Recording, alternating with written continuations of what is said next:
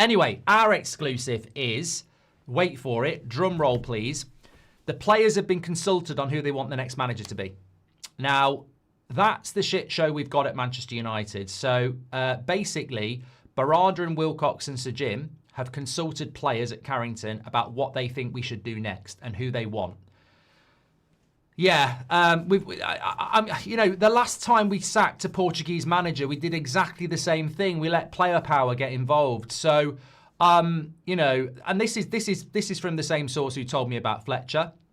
They also said that, and to be honest, I'll read you what The Athletic have put out. So this is what The Athletic are saying. So they're basically saying that Laurie Whitwell says, the mood in training yesterday is said to have been excellent, with Darren Fletcher and Travis Binnon taking charge. Omar Barada and Wilcox called a meeting with... I hadn't read that bit. That's very interesting because I've just said that about Barada and Wilcox being at Carrington yesterday.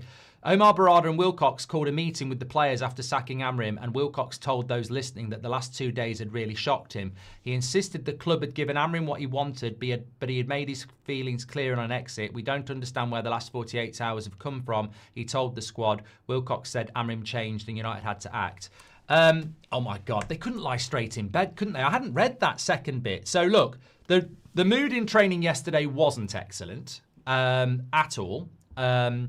There was a number of players very concerned about the way the season was going to go and where the direction of the club was going to go. They certainly didn't turn up with big smiles on their face, excited. The season hasn't been very good. The manager has just been sacked. And a lot of these players are wanting European football next season. So they weren't jumping around in the snow yesterday. That's a load of bollocks. So there wasn't general excellent excitement yesterday morning.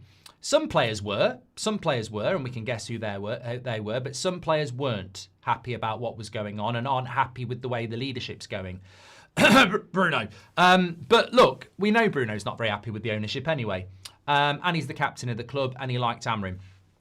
But the reality is they were consulted about what they think should happen next.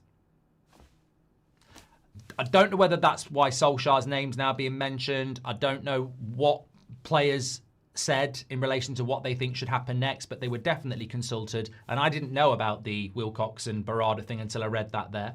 So everything sort of fits in there, doesn't it? So do you think Onana could come back?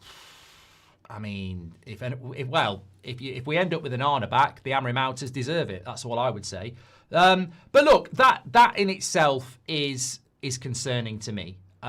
These players have sacked multiple managers. They should have no say at all. But it doesn't surprise me when you read what David Ornstein has said about transfers and how Sir Jim Radcliffe, I don't want to mix up who said what, but I think David Ornstein said something. I've got the notes here. So David Ornstein said that,